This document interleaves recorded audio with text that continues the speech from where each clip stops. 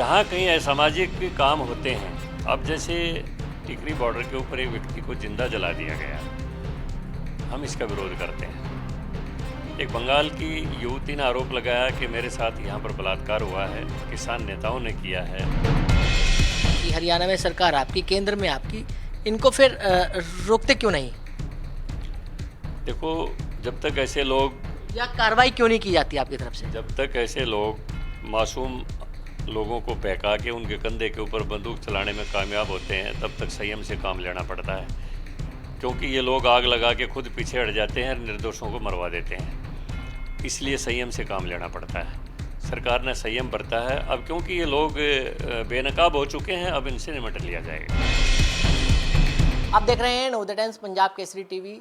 दिल्ली के अलग अलग बॉर्डर पर चल रहे किसानी आंदोलन को करीब 200 दिन से ज़्यादा हो गए हैं, लेकिन किसानी आंदोलन हमेशा विवादों में रहा है। चाहे 26 जनवरी का मामला हो और उसके बाद एक युवती से बलात्कार का मामला हो, चाहे अब एक युवक को जिंदा जलाने का मामला हो, लेकिन लगातार बीजेपी जो सांसद हैं वो लगातार इसका विरोध जता रहे हैं। हमारे साथ राज्यसभा सांसद रामचंद्र जांगड़ा जी है।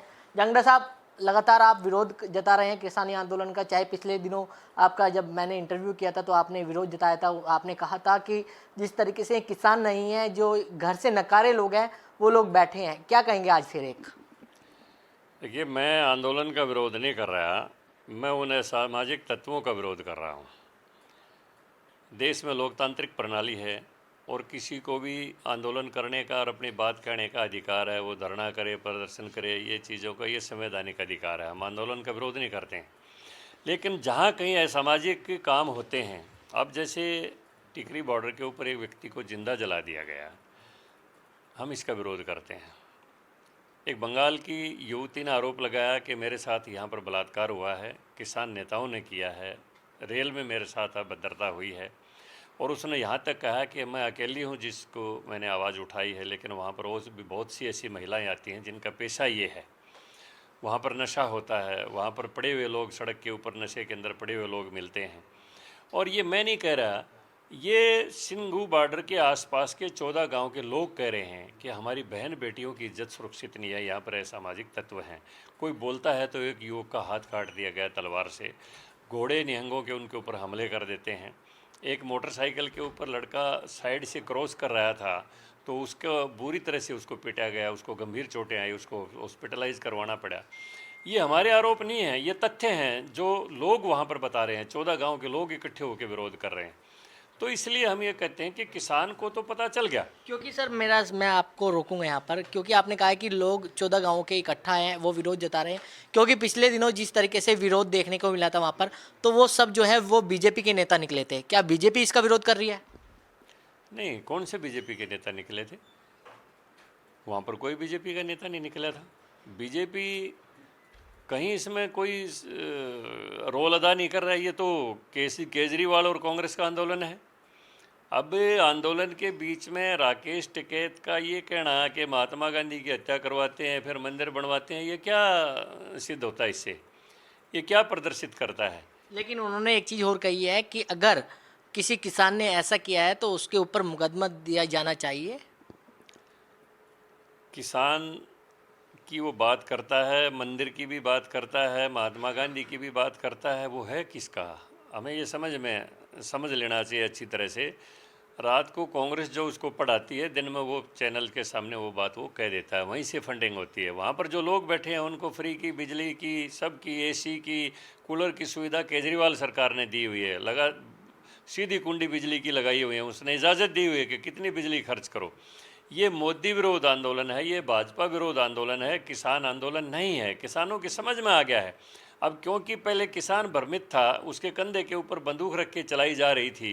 किसान की समझ में आ गया, 14 गांव के लोग इकट्ठे हो गए, अब झज्जर के आसपास के लोग इकट्ठे होने लग रहे हैं। उनकी समझ में आ गई है अच्छी तरह से बात कि सरकार कहीं भी किसी भी किसान के विरोध में नहीं है। जो भी कृषि कानून है वो किसान के हक में बने हैं, लेकिन जो लोग आंदोलन जीवी जिनको कहा गया है, जो आंदोलन जीवी लोग जो होते हैं वो वहाँ पर नहीं उठना चाहते वहाँ से, क्योंकि उनको तमाम किस्म की सुविधाएं और सुख वहाँ पर मिले हुए हैं। और वो जब तक डटे रहेंगे, तब जब तक ये इस तरह के कांग्रेस और केजरीवाल जो लोग हैं जो मोदी विरोध आंदोलन के लिए ही इस आंदोलन को हवा दे रहे हैं, वो फंडिंग उनको मिलती रहेगी, वो तब तक डटे रहेंगे। तो ये अब पूरी तरह से समाज की भी समझ में आ गई है, किसान की भी समझ में आ गई है, और पूरी तरह से इनकी एक एक बात सबके ध्यान में आ गई है। अब ये सख्ती से इनके साथ निपटा जाएगा। इससे असामाजिक तत्व जो लोग हैं वो वहाँ नहीं बर्दाश्त किए जाएंगे। सर असामाजिक तत्व की आप बात कर रहे हैं, जैसे वेश्यावृत्ति की आपने बात करी, मकसद क्या है? मकसद मकसद तो शुरू में किसान को भ्रमित करके वहाँ पर लाया गया था। अब किसान की समझ में आ गया कि कृषि कानून उसके विरोध में नहीं है, कृषि कानून पूरी तरह से किसान के हक में है। उन लोगों का मकसद है कि किसी तरह से मोदी की बढ़ती हुई लोकप्रियता के ऊपर कोई डेंट किया जाए, लेकिन वो नहीं हो सकता, क्योंकि मोदी जी आज केवल मात्र भारत के नहीं, दुनिया के सबसे बेहतरीन नेता की उनको एक इमेज उनकी बनी है, उनको एक खिताब मिला है कि इससे बेहतरीन कोई लीडर आज तक पैदा नहीं हुआ है जिन्होंने पूरी दुनिया की चिंता की है, पूरे देश को अच्छी तरह से संभाला है। कोविड जैसी महामारी में जबकि विकसित देशों की अर्थव्यवस्था चरमरा गई, हमने दूसरे देशों को भी कोवैक्सीन दी है और अपने देश में भी कंट्रोल किया है उस महामारी को, जबकि हिंदुस्तान की जो आबादी की जो घनत्व है वो इतना ज़्यादा है कि यहाँ पर ऐसी बीमारी को कंट्रोल करना एक बहुत भारी चुनौती होती है। अब सारी चीज़ें सब लोगों की समझ में आ गई। कृषि कानून पूरी तरह से किसानों के हक में है। मोदी जी से बेहतरीन कोई प्रधानमंत्री हिंदुस्तान में आज तक हुआ नहीं। अब ये लेकिन असामाजिक तत्व जिनके आगे का भविष्य खत्म हो चुका है, जिनकी राजनीतिक ज़मीनें खिसक चुकी हैं, वो ऐसे असामाजिक तत्वों का पोषण कर रहे हैं। सर एक बार फिर मेरा ये सवाल है कि अगर किसानों के हित में इतने अच्छे बिल हैं तो किसानों को समझाने में क्यों नाकाम साबित हुई है बीजेपी सरकार? 7 महीने हो गए हैं। नहीं, किसान की समझ में आ गई है। देखो, बीजेपी आचरण की भाषा समझाती है। हम किसी बात को कह के समझाएं वो शायद समझ में ना आए, लेकिन करके समझाएं तो वो समझ में जल्दी आ जाती है। किसान की बम्पर पैदावार हुई, तमाम जितनी फसलों के एमएसपी तय थी सरकार ने उस फसलें खरीदी। जिन फसलों का भाव अब बाज़ार में ज़्यादा था किसान स्वतंत्र रहा, बाज़ार में उसने बेची, अच्छी तरह से लाभ कमाया। इसी बीच किसानों के खाते में लगातार केंद्र की तरफ से सहायता राशि डाली गई। इसी बीच यूरिया और डीएपी के ऊपर सब्सिडी को बढ़ाया गया, कृषि उपकरणों के ऊपर सब्सिडी को बढ़ाया गया।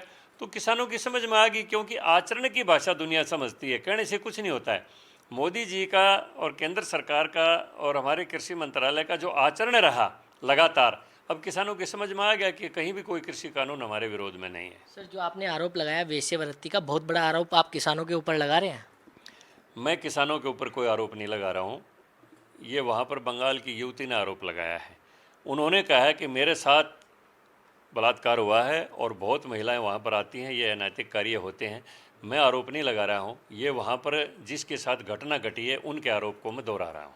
तो सर सरकार आपकी, हरियाणा में सरकार आपकी, केंद्र में आपकी, इनको फिर रोकते क्यों नहीं?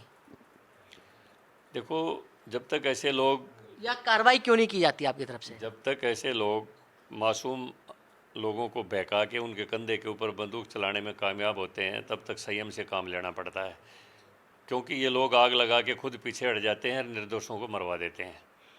इसलिए संयम से काम लेना पड़ता है। सरकार ने संयम बरता है। अब क्योंकि ये लोग बेनकाब हो चुके हैं, अब इनसे निपट लिया जाएगा। सर फंडिंग की भी आपने बात करी, लगातार 7 महीने से क्या फंडिंग रोकी गई? देखो, राकेश टिकैत का किसान आंदोलन के बीच में राम मंदिर और महात्मा गांधी की हत्या का मुद्दा उठाना, ये क्या सिद्ध करता है? कांग्रेस की फंडिंग बिल्कुल उजागर हो चुकी है। गाजीपुर बॉर्डर के ऊपर बाजवा नाम के एक सिख नेता हैं, वो सारी फंडिंग करते हैं। उनकी बीवी जो है उत्तराखंड से कांग्रेस की टिकट के ऊपर चुनाव लड़ने की तैयारी कर रही है। तो ये सारी चीज़ें बेनकाब हो चुकी हैं, अच्छी तरह से जनता की समझ में आ चुकी हैं। वहाँ पर लगा दिल्ली सरकार ने फ्री में बिजली दे रखी है उनकी सुविधा के लिए, कूलर चलाओ, एसी चलाओ, पंखे चलाओ, कुछ चलाओ। तो केजरीवाल और कांग्रेस पूरी तरह से बेनकाब हो चुके हैं, यही फंडिंग है। तो वो सारी चीज़ें सामने आ चुकी हैं, अब वो सबकी समझ में बात आ गई। लेकिन सर बीजेपी के नेता भी अब आवाज़ उठाने लगे हैं। पंजाब में अनिल जोशी ने साफ कहा है कि सरकार को किसानों की बात करनी चाहिए, क्या उनको वो भी फंडिंग कर रहे हैं?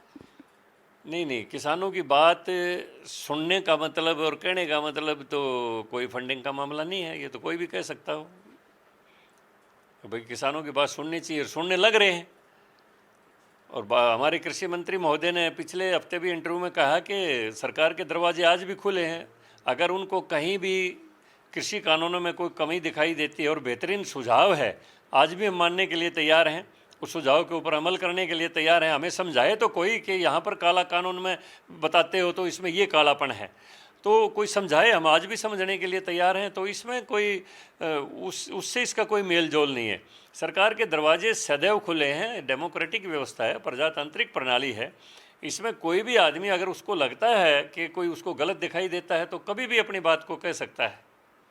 तो आप मीडिएटर का काम करेंगे, किसानों से बातचीत करेंगे, वहीं सरकार से बातचीत करेंगे अगर सरकार के दरवाजे खुले हैं तो? नहीं, देखिए मेरी मीडिएटर की कोई बात नहीं है। मैं तो एक भाजपा का सांसद हूँ और उस नाते आपने मेरे से बात पूछी जो मैंने बता दी है।